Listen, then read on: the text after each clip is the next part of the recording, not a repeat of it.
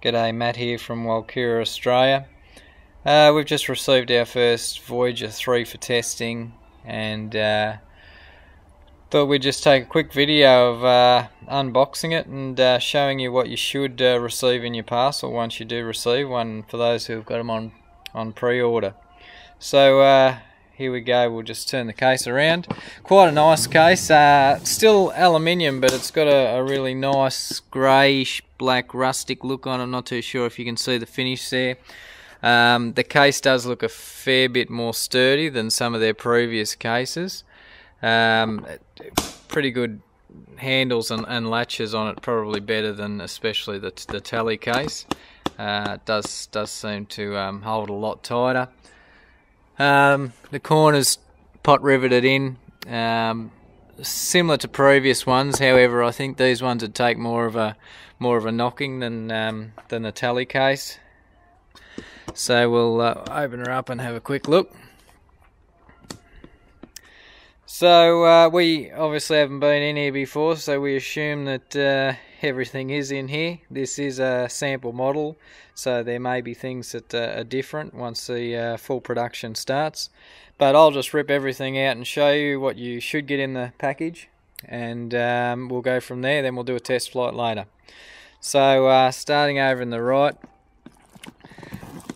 looks like we've got another Sky RC charger, quite a fair bit bigger than the previous chargers. You can see the heat fan in there, so I'm not too sure what this charger's like, but we'll no doubt give it a go and see how she runs. Easy one, the Bluetooth module, as with the Scouts that we supply. Same by the looks of that.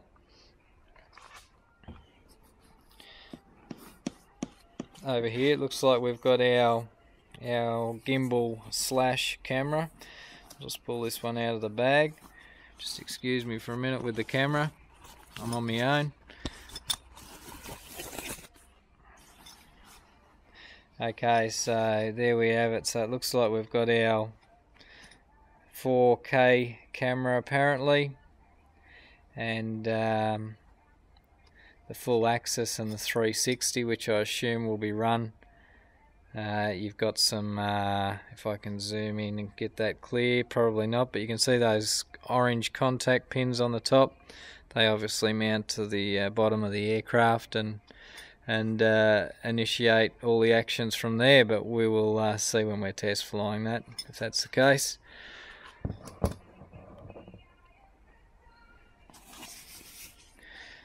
Okay, we've got our power leads for our charger. We've got our standard USB cables, etc. for the mainboard upgrading. We've got our propellers, which are real carbon fibre, unlike the tally, so they're not just a black in colour, they are carbon props, so a little bit smaller than the X800 props, but they look at first sight pretty much similar quality to what the X800's running.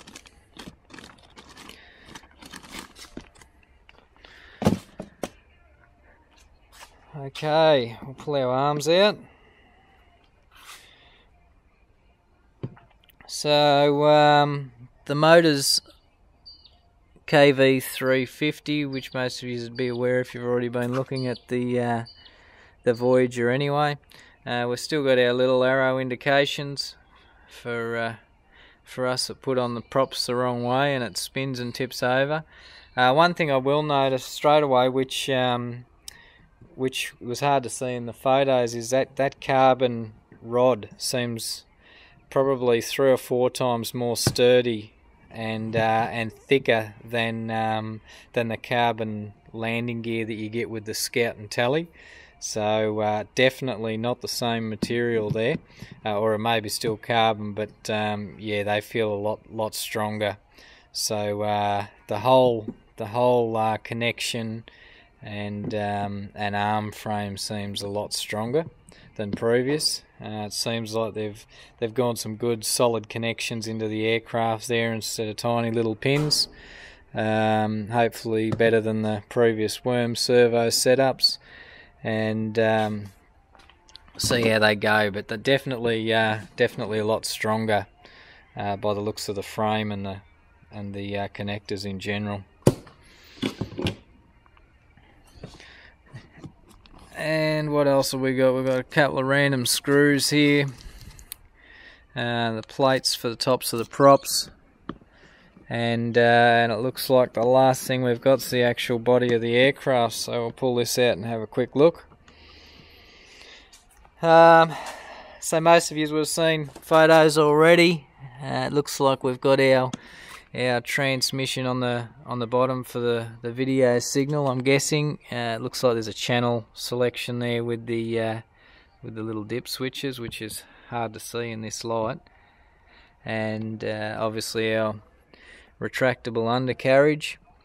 There's a receiver, or the female side of our contactor pins, where that gimbal goes. So that looks like where it all talks to each other up there.